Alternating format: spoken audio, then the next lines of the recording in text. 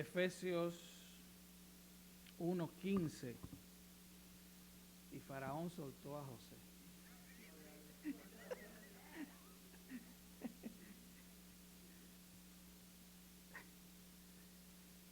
Amén, lo tenemos.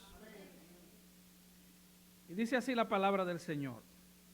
Por esta causa, también yo, habiendo oído de vuestra fe en el Señor Jesús y de vuestro amor para con todos los santos, no ceso de dar gracias por vosotros, haciendo memoria de vosotros en mis oraciones, para que el Dios de nuestro Señor Jesucristo, el Padre de gloria, os dé espíritu de sabiduría y de revelación en el conocimiento de Él, alumbrando los ojos de vuestro entendimiento, para que sepáis cuál es la esperanza a que Él os ha llamado, y cuáles las riquezas de la gloria de su herencia en los santos, y cuál la supereminente grandeza de su poder para con nosotros los que creemos, según la operación del poder de su fuerza, la cual operó en Cristo, resucitándole de los muertos y sentándole a su diestra en los lugares celestiales, sobre todo principado y autoridad y poder y señorío y sobre todo nombre que se nombra, no solo en este siglo, sino también en el venidero. Y sometió todas las cosas bajo sus pies y lo dio por cabeza sobre todas las cosas a la iglesia, la cual es su cuerpo, la plenitud de aquel que todo lo llena en todo. Aleluya. Padre, te damos gracias. Oh Señor, solo de leer estos versículos, mi corazón explota de agradecimiento y de alabanza. Ayúdame, Señor, a ahora predicarlo de tal forma que adore tu nombre por la fidelidad con que lo expongo. Y Señor, y trae a alguien en esta mañana a que disfrute de esas riquezas. Alguien que ande caminando sin ti, vagando como huérfano por el mundo, sin Dios y sin esperanza. Tráelo, Señor. Trae a alguien a salvación. Trae a alguien, Señor. Quítale los mugrosos ropajes del pecado y tráelo a celebrar con nosotros estas grandiosas, estas maravillosas, estas increíbles, pero creíbles promesas que hemos recibido en ti. Padre, aplica tu palabra con poder en cada corazón en esta mañana. Te lo pedimos en el nombre de Jesús. Amén. Puede tomar su lugar. Segunda de Corintios 4:4 nos dice que el Dios de este siglo le ha entenebrecido el entendimiento a los incrédulos para que no crean. Ha puesto tiniebla en sus ojos. De hecho, el Evangelio de Juan dice que la luz vino a este mundo, pero los hombres amaron más las tinieblas que la luz.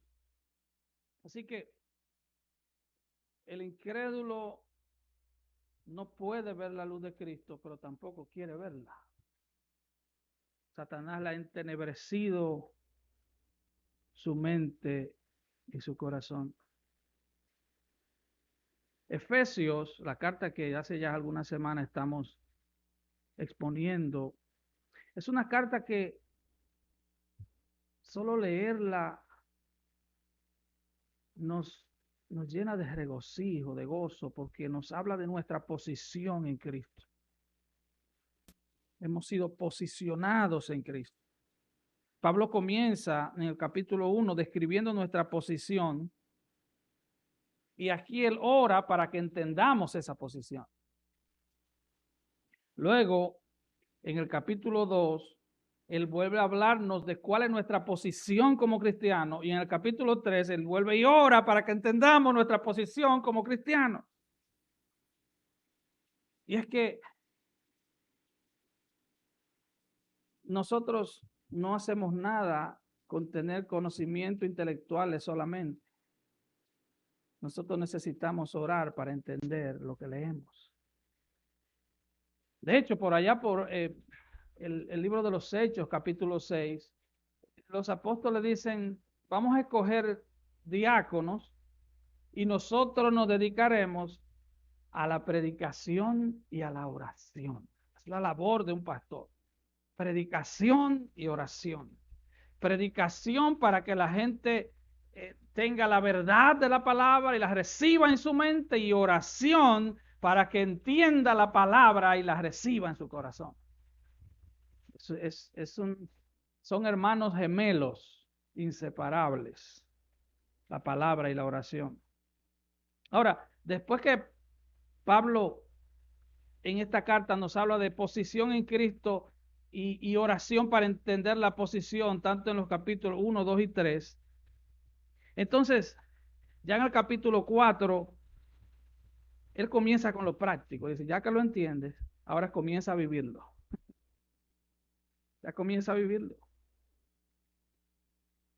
Y si usted lee todo el Nuevo Testamento, tiene casi el mismo formato. Porque el punto es el siguiente. Usted no puede vivir lo que no entiende. ¿Verdad que no? No puede vivirlo. No puede funcionar sobre principios que no conoces. Muchos cristianos se sienten frustrados porque están tratando de vivir una vida para la cual no fueron diseñados. No fueron diseñados para eso y ellos están tratando de hacer eso y de agradar a Dios haciendo algo para lo cual Dios nos lo diseñó. Así que Pablo sabe, como pastor, que no se trata solo de decirle a la gente lo que tenemos en Cristo. Tenemos que orar para que Dios, a través de su Espíritu Santo, energice esa información. La energice de tal manera que no seamos cristianos tibios, cristianos con olor a mundo, sino cristianos con olor a Cristo. Ahora, también pasa en la carta a los romanos que estamos estudiando en la noche. En los primeros 11 capítulos, Pablo nos habla de teología pura. En el capítulo 12 comienza, os ruego, hermanos, por la misericordia de Cristo, dicho parafraseándolo, que no se amolden este mundo. Por la misericordia que he tenido de ustedes, que son malos, porque no hay ni uno bueno, les ruego, él les ruega, él dice, ahora comiencen a vivir de tal manera, no se amolden al mundo. Ya el molde del mundo usted lo dejó, ahora está el molde de la palabra.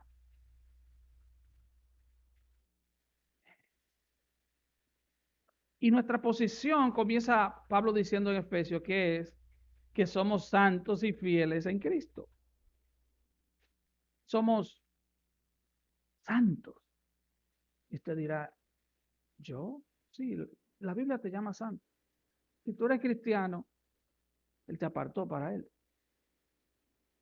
De hecho, el trabajo, la madurez cristiana consiste en aprender a ser lo que soy. Suena como un poco raro, pero es eso, es aprender a ser lo que soy. ¿Qué es lo que soy? Lo que Dios dice que yo soy. El cristiano es lo que Dios dice que es. Mi trabajo en Cristo y lo que determina mi nivel de madurez es aprender cada día a ser lo que la Biblia dice que ya yo soy. Es vivir en la practicidad de la posición que ya Dios ha dicho que yo tengo en Él. Él dice que fuimos bendecidos con toda clase de bendición espiritual. Él dice que fuimos escogidos en Cristo antes de la fundación del mundo. Y Él dice que fuimos predestinados para ser adoptados hijos suyos. Usted es un hijo del Rey. Viva de tal manera. En estos días murió la reina de Inglaterra. Dije reina entre comillas porque ella era reina pero no gobernaba nada. Eso es decorativo y para gastar muchísimo dinero. Usted es hijo del verdadero rey. Y hemos visto qué nivel de protocolo para todo tienen los hijos y nietos de la reina. Hay un nivel de santidad, hay un nivel de vida que la Biblia nos exige como hijos. Pero recuerda, tú no comienzas a hacer cosas buenas para hacerte hijo. Tú eres hijo y punto. Tu deber es comenzar a vivir como hijo de Dios, como hija de Dios. Así que Efesios nos habla de posición. Hermano, si usted consigue un nuevo trabajo, por lo general te dan una descripción de lo que tienes que hacer, ¿verdad que sí? Imagínate tú en una planta de ensamblaje. A mí me gusta ver esos documentales donde fabrican los carros. Cada quien está en un área. Su posición es ponerle 3 tornillos al chasis. Y viene el otro chasis, 3 tornillos. Y viene el otro, 3 tornillos. Y tú te pasas 8 horas poniendo 3 tornillos en el chasis en un área específica. Esa es tu posición. Tú no puedes trabajar bien si tú no sabes tu posición. Si tú eres atleta, tú te imaginas que tú llegues y te agrupes con todo el mundo. Vamos a jugar fútbol y los creo que son 11 jugadores, todos juntos, agrupados. Vamos a jugar fútbol. No, cada quien tiene su posición. No tienes que saberlo todo, tienes que saber tu posición. Hay gente que está interesado en saber de dónde viene el anticristo, quiere saber todo lo que vas. Y yo veo una morbosidad pecaminosa en querer saber hasta la identidad del anticristo cuando usted no conoce a Cristo. Usted está en la iglesia y usted no sabe de cristología, usted no sabe que Él es Dios. Usted no sabe que Él nació de una virgen. Usted no sabe que Él preexistió, que Él existió antes que todo fuera y que Él estuvo ahí cuando todo fue creado y que todo fue creado en Él, por Él y para Él. Usted quiere saber del anticristo y no conoce a Cristo. Así que no tiene que saberlo todo, solo tiene que saber lo que tienes que hacer y cuál es tu posición, la tuya, para que juegue bien en el equipo de Dios. Así que en la carta a los Efesios, Pablo nos dedica 3 capítulos a decirnos nuestro lugar, nuestra posición en Cristo. Y en el 4º capítulo él comienza diciendo: yo pues, preso del Señor, os ruego que andéis como es digno de la vocación con que fuiste llamado. De tu posición. Ahora yo te ruego que juegues bien en tu posición. Que no atienda la posición. No, juega la tuya, juégala. Encárgate de honrar al Dios que te salvó por gracia. Vive para Él. También en Gálatas, los primeros 4 capítulos son teología y al final del 5 dice: así es como debes vivir. Así que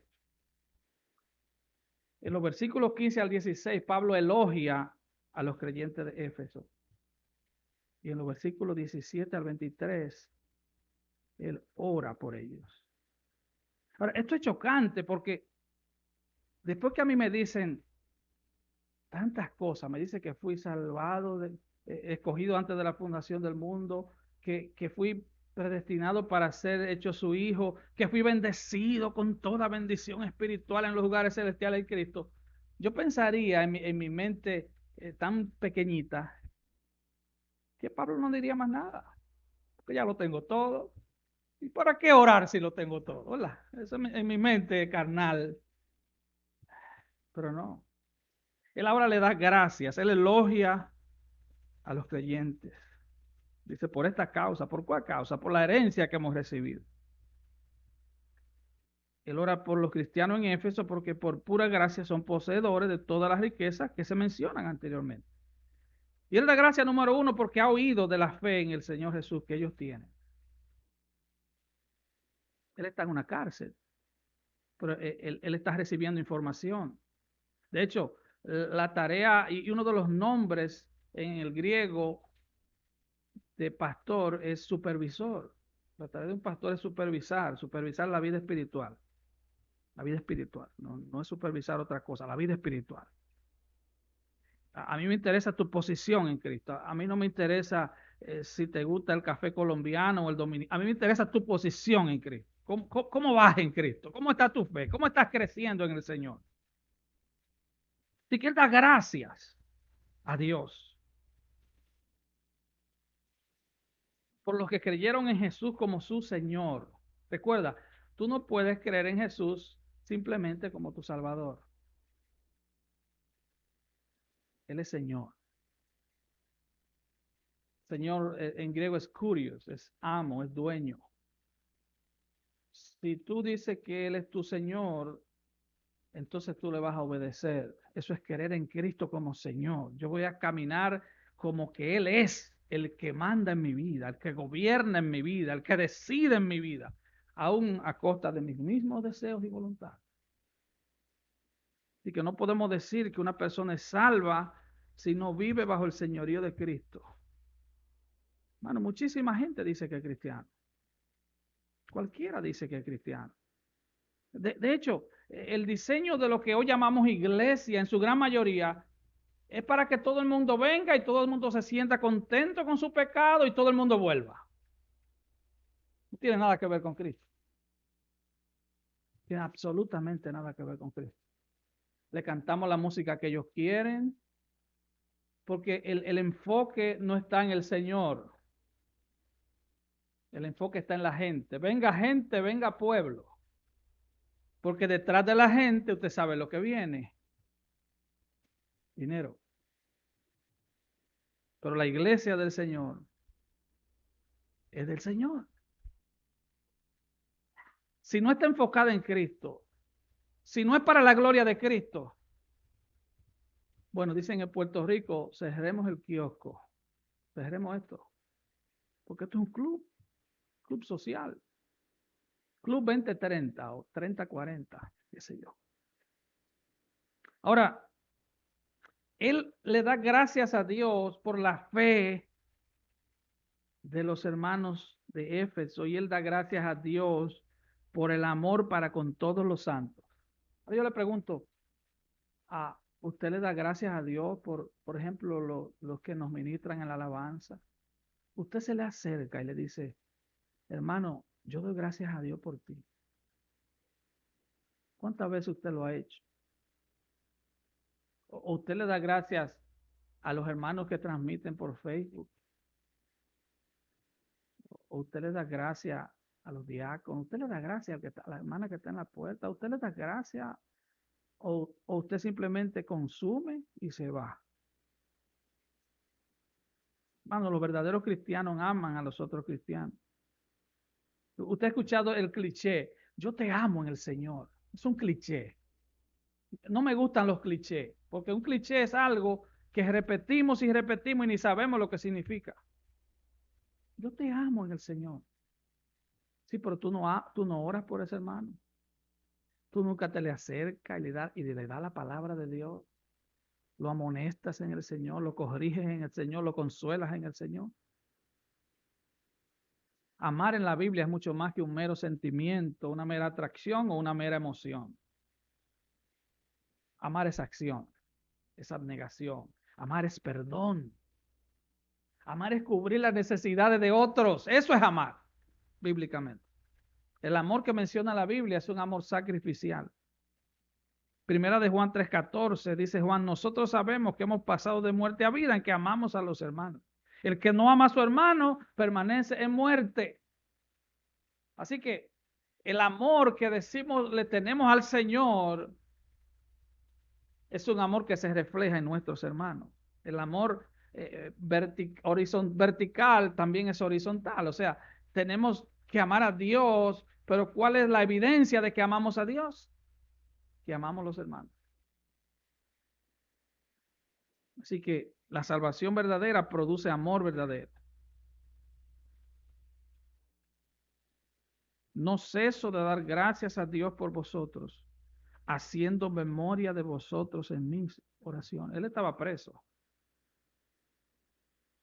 Él no estaba orando, quejándose delante de Dios. No, él era un pastor. Él estaba interesado en la vida espiritual de esos hermanos que había pastoreado por 3 años. Ahora, lo triste de la iglesia de Éfeso es que fue una iglesia rica, bendecida. Y allá en Apocalipsis, una de las 7 cartas es dirigida a la iglesia de Éfeso.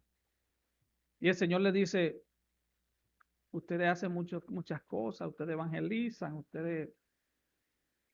pero tengo una cosa contra ti, que has descuidado, que has dejado tu primer amor. Y él le dice, arrepiéntete de dónde has caído, porque si no te arrepientes, quitaré el candelero de su lugar, o sea, te quitaré. Varias décadas después, la iglesia de Éfeso desapareció, porque ellos olvidaron esto, olvidaron el amor. Y no es que hay un segundo amor ni un tercer amor. Dice que es el primer amor porque es el más importante, es nuestro amor por Dios. Pero recuerde, el amor por Dios está atado indisolublemente a nuestro amor por los hermanos. Y por eso es que nos congregamos. Una de las razones por las que nos congregamos es porque nos edificamos unos a otros en amor. Así que Él ora por los creyentes. Y mire cuál es la oración de Pablo.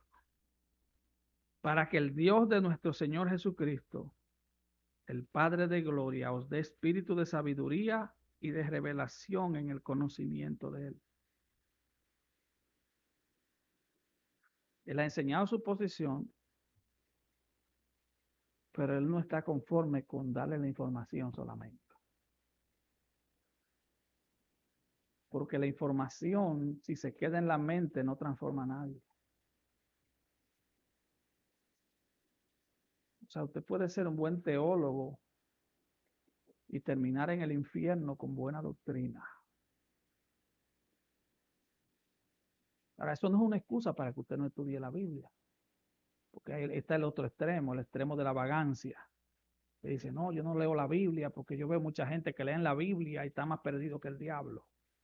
Esos son dos extremos. Eso como que dice el joven que dice, yo no voy a estudiar porque fulano estudió y está ganando menos que yo. Hoy se trata solo de lo que ganes. Entonces son excusas, ¿no? Excusas para ser vago. Yo no quiero hacerlo y punto. Él ora a Dios para que Él le dé sabiduría espiritual y percepción para crecer en el conocimiento de Dios. Hermano, el conocimiento de Dios, acercarnos a la Biblia con humildad, leerla con humildad, en oración, buscando guianza del Espíritu Santo, transforma, realmente transforma. Así que los pilares principales del ministerio de Pablo era la palabra y la oración. Es triste ver el cristiano buscando algo más. Ellos quieren ver fuego que baja del cielo, como Jacobo y Juan. Ellos quieren algo insólito en sus vidas. Y andan buscando señales maravillosas del cielo. De hecho, las encuentran. Dicen, ay, ver el rostro de Jesús en el cielo. En su mente torcida por el pecado, Satanás le comienza a mostrar cosas. Segunda de Pedro 1:3 dice que todas las cosas que pertenecen a la vida y a la piedad nos han sido dadas por su divino poder. Cuando usted creyó en Cristo de todo corazón, usted recibió un paquete. El kit, the salvation kit. Tú recibiste el paquete completo. Claro, yo no estoy diciendo que usted va a entender lo que está en el paquete. Usted lo va a entender con el tiempo. ¿A usted no le ha pasado que usted compra una mesita o un librero? Conoce a un joven por ahí que lo armó al revés. varias partes al revés. ¿Por qué? Porque no leyó las instrucciones. Después que lo armó, fue que se dio cuenta que eso no iba así. ¿Entiendes? Y eso nos pasa, ¿no? No sé si solo a mí. ¿Verdad? Hay mucha gente que ven un librito de instrucciones y creen que los libros muerden. No leen. Simplemente comienzan a armarlo. Y yo conozco algunos así. Y después que está, entonces dice, pero no era así que iba. Pedro dice, todas las cosas que pertenecen a la vida y a la piedad nos han sido dadas por su divino poder mediante el conocimiento de aquel que nos llamó por su gloria y excelencia. Él nos dio todo. Él sabía que estos hermanos eran fieles. Él sabía que estos hermanos eran hermanos verdaderos. Por eso él le pide a Dios en oración que le dé sabiduría espiritual para que crezcan. Porque antes de crecer hay que nacer, ¿sí o no? Hay que nacer de nuevo. Así que el crecimiento en el conocimiento de Dios nos libra del misticismo. ¿Qué es el misticismo? Misticismo es atribuirle poder a cosas que no tienen poder. Es como la superstición. El misticismo y la superstición son hermanos gemelos. No pase por debajo de una escalera, no abre un paraguas dentro de la casa. Si te rompe un espejo, tiene 7 años de maldición. Si tiene un gato negro, estás en maldición. Lo extraño es que en la cultura nuestra tener un gato negro es maldición, pero hay algunos países en Europa donde tener un gato negro es bendición. Entonces dígame, es superstición, porque el gato blanco, el negro, el amarillo y el rojo, no hay rojo, los creó el mismo Dios. Así que el crecimiento en el conocimiento de Dios nos libra del misticismo, nos libra del emocionalismo, nos libra de las supersticiones, nos ayuda a ser cristianos bibliocéntricos. Mira cómo le advierte Pablo sobre esto a la iglesia de Colosas, Colosenses 2, 18, 19. Lo voy a leer en la Nueva Traducción Viviente. Dice, no dejen que los condene ninguno de aquellos que insisten en una religiosa abnegación o en el culto a los ángeles. Estaban adorando ángeles esta gente. Al afirmar que han tenido visiones sobre estas cosas. Te oye mucho eso. Yo tuve una visión. O yo te traigo una revelación nueva. Dice, su mente pecaminosa los ha llenado de arrogancia y no están unidos a Cristo, la cabeza del cuerpo, pues Él mantiene todo el cuerpo unido con las articulaciones y ligamentos, el cual va creciendo a medida que Dios los nutre. Ahora, hay 3 cosas que Pablo quiere que entendamos y por las cuales Él ora y por las cuales yo también oro por esta iglesia. Él quiere que ellos entiendan, y yo quiero que ustedes entiendan la grandeza del plan de Dios, la grandeza del poder de Dios y la grandeza de la persona de Dios. Versículo 18. Alumbrando los ojos de vuestro entendimiento para que sepáis cuál es la esperanza a que Él os ha llamado y cuál es la riqueza de la gloria de su herencia en los santos. Él pide que le alumbre los ojos del entendimiento. En otra versión dice, pido que les inunde de luz el corazón. Porque en los tiempos de Pablo, hablar del corazón era hablar de la mente, hablar de la voluntad. Las emociones y los sentimientos estaban asociados con los intestinos y con las entrañas. ¿Verdad? Cuando los muchachos se enamoran, dice, tengo maripositas. Es porque las emociones tienen que ver con las entrañas. Gracias.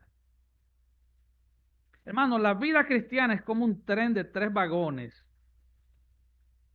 Y esta ilustración la tomé del pastor Sugel Michelin. Él dice, son 3 vagones de un tren. Adelante va el intelecto, después va la voluntad y después van las emociones. Lamentablemente muchos viven al revés. Muchos tienen el vagón de las emociones adelante. Y primero se emocionan y después, si acaso piensan, y su voluntad vaya atará.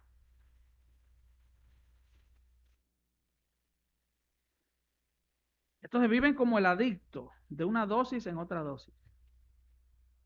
El problema del emocionalismo, o sea, ¿qué es el emocionalismo? Pues todos tenemos emociones. De hecho, yo estoy emocionado de hablar de Efesios. Pero ¿qué es el emocionalismo? Es permitir que las emociones nos gobiernen. Nos vamos a sentir bien mientras dura el efecto de la dosis. Pablo ora para que las mentes de los efesios sean alumbradas. Por eso muchas iglesias están diseñadas para ese tipo de gente. Para gente que anda con el vagón de las emociones adelante, se ponen a bailar la gente, lo ponen contento, alegre. Y Dios me dijo que te diga, y esto, y hoy será tu mejor día, y esto y lo otro, y le prometen 10,000 cosas. Parecen como los políticos en tiempo de Navidad, muñecas y bicicletas. Eso es lo que parecen. Pero Dios no está ahí, hermano. Donde se deshonra su palabra, Dios está lejos de ahí. Le iba a decir, huya de un lugar así, pero ustedes ya huyeron. Así que las emociones tienen un lugar importante en la vida cristiana. Sí, pero solo son confiables cuando están guiadas y controladas por la palabra de Dios. Hermano, qué bueno es emocionarse al saber que fui escogido antes de la fundación del mundo, que fui hecho su hijo adoptivo, que tengo riquezas inmensas en Cristo. Eso emociona, eso nos hace saber que estamos seguros en Él, que el diablo no puede ni acercársenos. Estamos seguros en Cristo. Eso emociona a cualquiera que lo entienda. Ahora, Colosenses 3:16 dice, es un mandato, la palabra de Cristo mora en abundancia en ustedes. Y después dice, cantando salmos e himnos, alabando al Señor en sus corazones. Es un mandato de Dios. Aquí Pablo ora para que la mente, el corazón de los creyentes sean alumbrados. ¿Acerca de qué? Acerca de las bendiciones pasajeras de esta vida. No, dice acerca de la esperanza a que Él os ha llamado. 7 pasos para hacerte rico. ¿Cómo vivir una vida sin sufrimiento? Esos son los temas de muchos mensajes en muchos de esos clubes, porque a la gente sin Cristo le gusta eso. Pero Pablo está orando por otra cosa. Él está orando para que los creyentes entiendan la esperanza que Él los ha llamado, la riqueza de la gloria de su herencia. ¿Y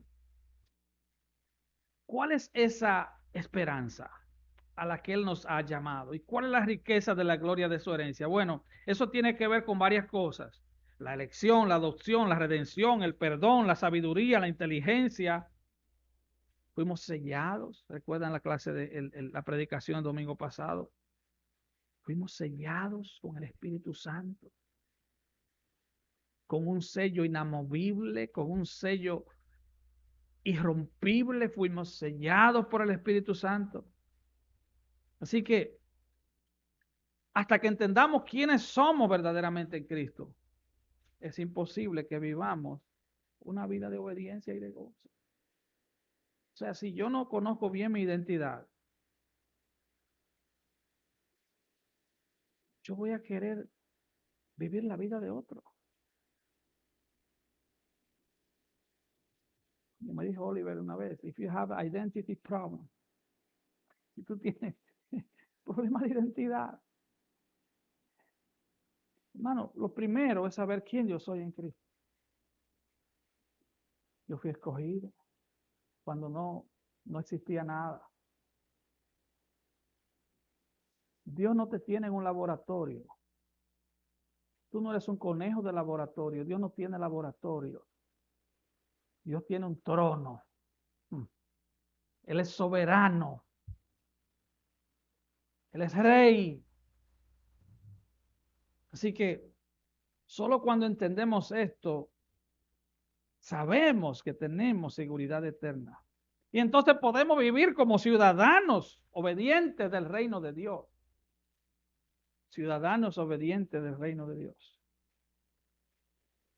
Como le dije anteriormente, alguien dijo que ser cristiano maduro es aprender a vivir lo que somos. Aprender a vivir lo que ya somos. Somos hijos del rey. Ahora, la segunda oración de Pablo es para que entendamos la grandeza del poder de Dios. ¿Cuál es? Y aquí hay un versículo que gramaticalmente parece que a Pablo se le fue la mano, pero él fue inspirado por el Espíritu Santo. Para que entendamos cuál es la supereminente grandeza de su poder. Supereminente, grandeza, poder. Y después dice, para con nosotros lo que creemos. Y luego dice, según la operación del poder de su fuerza. Pablo se quedó sin palabra. Él quería decir tanto, pero no encontró palabra. Y por eso dice supereminente grandeza de su poder, según el poder de su fuerza. Él quiere que tú entiendas. Yo sé que muchos de nosotros tenemos un católico romano frustrado dentro de nosotros. Y tal vez le orábamos a un cuadro o a una estatua. Él quiere que tú entiendas la supereminente grandeza de su poder que opera en lo que creemos según la operación del poder de su fuerza. Eso es tanto que yo no lo entiendo, yo no sé usted. Eso es demasiado para asimilarlo. Supereminente grandeza de su poder. Para los que creemos según la operación del poder de su fuerza. Wow, es lo que está tratando de decir. Él es mucho más grande de lo que tu mente. Por más alto que sea tu IQ, tu coeficiente intelectual, por más doctorados o PhD que tú tengas, es lo que está tratando de decir. Él es mucho más grande de lo que tu mente superdotada entiende. Él es grande. Y él dice, la cual operó en Cristo. Y él ahora trae una ilustración de ese poder, dice, resucitándole de los muertos. ¿Quieres ver una demostración de ese poder? Él los resucitó de los muertos. Y él los sentó a su diestra en los lugares celestiales. Así que la segunda petición de Pablo es que el Señor le dé a los creyentes entendimiento de su gran poder. Ese poder con el cual Él nos llevará a recibir su herencia gloriosa. El apóstol Pablo nos habla de este poder en 1 de Pedro 3. 1:3. Bendito el Dios y Padre de nuestro Señor Jesucristo, que según su grande misericordia nos hizo renacer para una esperanza viva. Y dice el 4, para una herencia. ¿Qué tipo de herencia? Incorruptible, incontaminada, inmarcesible. O sea, no se corrompe, no se contamina, no se mancha. ¿Qué herencia tú esperas? Bueno, esta ni se contamina, ni se corrompe, ni se mancha. Y dice luego que está reservada. Tiene tu nombre. Tiene el nombre de cada creyente alrededor del mundo. Ay, pero ¿y si yo no llego a la medida? No, tú nunca vas a llegar a la medida. Por eso que necesitamos a Cristo. Nunca va a llegar a la medida. Hay gente que dice, yo me voy a convertir cuando esté listo. Yo le dije, yo no estoy listo todavía, después de 25 años. Se trata de ti. Por eso no está, porque tú crees que tú vas a hacerlo. No, tú no lo vas a hacer. Tú no puedes hacerlo. Tú no puedes satisfacer las demandas altísimas de un Dios santo con tu propio esfuerzo. Eso es lo que enseña la religión católica o las otras religiones. Enseña que hagas esto, ayuda a cruzar a la viejita, le corte la grama al vecino, le dé una limosna a alguien. Y con eso tú. Ahora, es una herencia incorruptible, incontaminada, inmarcesible, no se mancha, está reservada para ti. Y dice, y está siendo guardado por el poder de Dios para recibirla. O sea, ni la herencia se va a perder, ni tú te vas a perder de recibir la herencia. Así que tu problema no tiene que ver con eso si tú eres cristiano. Tu problema tiene que ver con aprender a vivir como el cristiano que ya eres. Aprender a vivir como hijo de Dios. Así que somos guardados por el poder de Dios. Romanos 1:16 dice que el evangelio es ¿qué? Poder de Dios para salvación.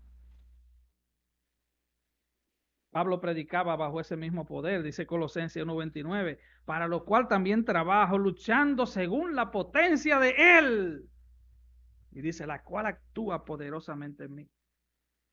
Nuestro Señor nos aseguró que tendríamos poder. Hechos 1:8, pero recibiréis ¿qué? Poder cuando haya venido sobre usted el Espíritu Santo. ¿Y para qué es ese poder? ¿Para que brinque por la silla y te desbarate los moños? No, para que sea testigo de Cristo. Y dice en Jerusalén, en Samaria, en Judea y hasta en Harrowtown. De eso se lo añadí yo. Hasta lo último de la tierra. Yo no sé si esto es lo último o es lo primero. Así que ya tenemos ese poder. Usted oye, cristiano, ay Señor, dame poder. Ya usted lo tiene. Tú lo tienes. Como que tú digas, Señor, dame un cerebro. Bueno, tú lo tienes. De que tú no lo uses es otra cosa. Tiene que decirle, Señor, ayúdame a usar este cerebro que ya me diste. Mire, esa niña nació con todo lo que ella necesita para vivir. Ella nació con todo. Cuando usted nace de nuevo, usted tiene todo lo que necesita para vivir como cristiano de tal manera que glorifique a Dios. Pero ahora usted tiene que saber para qué sirve cada cosa. Que ella supiera que ella puede caminar, ella comenzará a caminar, pero ella no lo sabe. Entonces tenemos que conocer el poder de Dios que actúa en nosotros. De hecho, Efesios 3:20 dice que Dios es poderoso para hacer todas las cosas mucho más abundantemente de lo que pedimos o entendemos según el poder que actúa en nosotros. Él es poderoso para eso. Así que como creyentes no debemos pedir poder. Debemos entender que ya lo tenemos. Recuerda lo que dice Efesios 2:10, porque somos hechura suya, creados en Cristo Jesús para buenas obras, las cuales Dios preparó de antemano para que anduviésemos en él. Dios ha equipado a cada creyente con el poder y la operación de su fuerza. Todo esto es sobrenatural. Él te ha equipado. Él te ha equipado. Tú tienes todo lo que necesitas para dar buen testimonio allá afuera. Tú tienes todo lo que necesitas para predicarle a alguien de Cristo. Y él dice que ese poder operó en Cristo resucitándole de los muertos y sentándole a su diestra en lugares celestiales. Y ese mismo poder que resucitó a Cristo es el poder que te resucitará a ti. Porque los muertos en Cristo, que dice Primera de Tesalonicenses, resucitarán primero. Luego nosotros, los que vivamos, los que estemos vivos en el rapto, seremos arrebatados, seremos transformados y estaremos así para siempre con el Señor. Ahora, la tercera petición, y con esto voy aterrizando, entender la grandeza de la persona de Dios. Dice aquí que Cristo está sentado.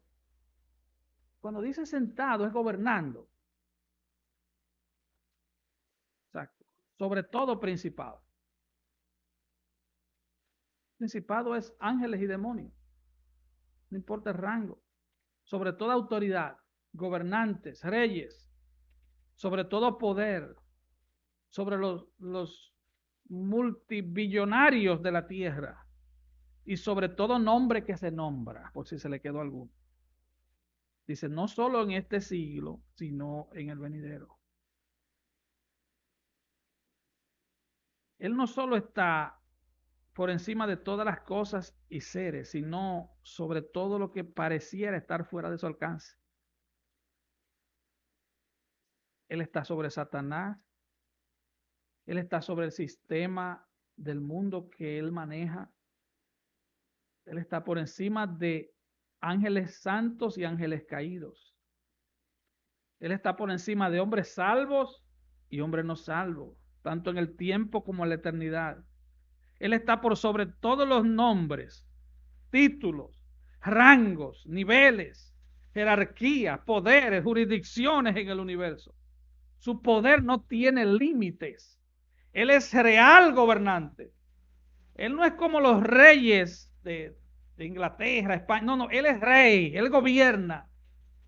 Los huracanes los gobierna Cristo.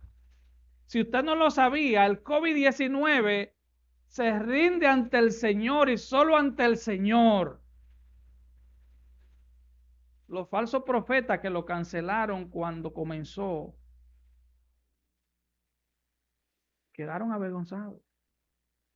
Bueno, y los miles y miles que lo siguen a él también, a ellos también.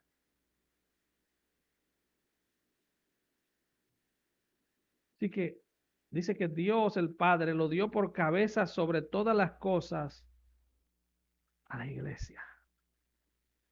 Es la cabeza de la iglesia.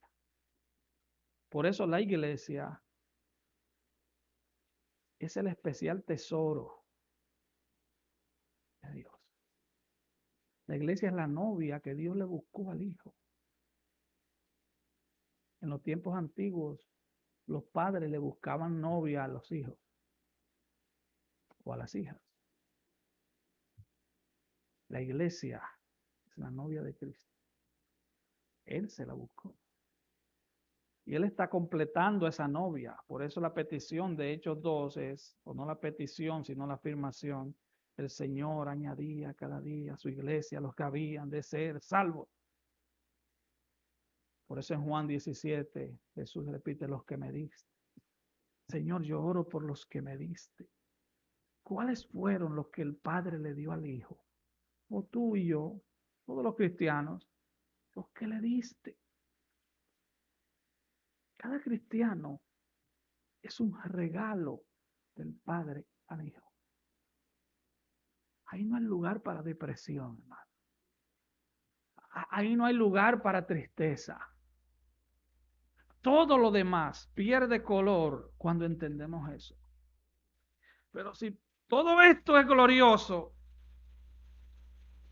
los versículos finales, yo tuve que investigar con varios buenos teólogos y comentarios bíblicos. Yo no creía que era verdad, que eso estaba ahí. Dice que la iglesia es su cuerpo, versículo 23.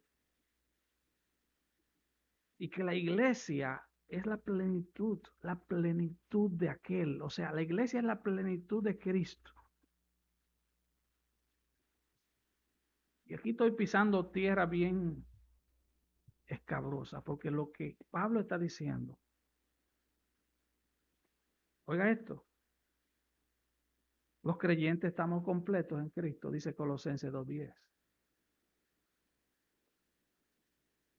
Pero aquí dice que la iglesia es quien completa a Cristo. Que la iglesia es la plenitud de Cristo. Solo que eso dice. La plenitud de aquel de la iglesia.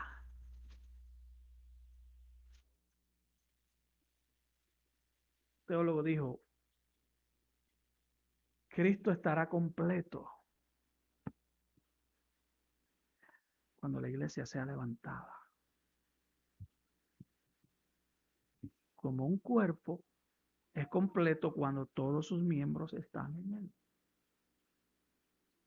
Mira qué nivel de seguridad nos trae la palabra de Dios. Cada creyente sobre la faz de la tierra es una parte de Cristo mismo. ¿Usted entiende eso? La iglesia es la plenitud de Cristo. Cristo es la plenitud del creyente, pero la iglesia es la plenitud de Cristo. Si usted entendió eso, eso le va a ayudar a vivir para Él, con gozo, con humildad delante de Él. Porque los cristianos son los seres más extraordinarios que existen, pero no tiene que ver con ellos. Tiene que ver con Cristo. Porque somos pecadores miserables salvos por gracia. Pero a Dios le ha placido, por motivos que nunca tal vez sabremos, escogernos. Cuando dice la Biblia que fuimos salvos gratuitamente por gracia, lo que significa es gratuitamente y sin causa. No hubo causa para que tú seas cristiano, más que amor. Él te amó. Él te amó. Hermano, Dios te amó desde antes de nacer. Si se te olvidó el resto del mensaje, vete con esa frase. Cristo te amó antes que tu familia existiera. Esa verdad a mí me humilla. Esa verdad me humilla. Vamos a estar de pie. Aleluya.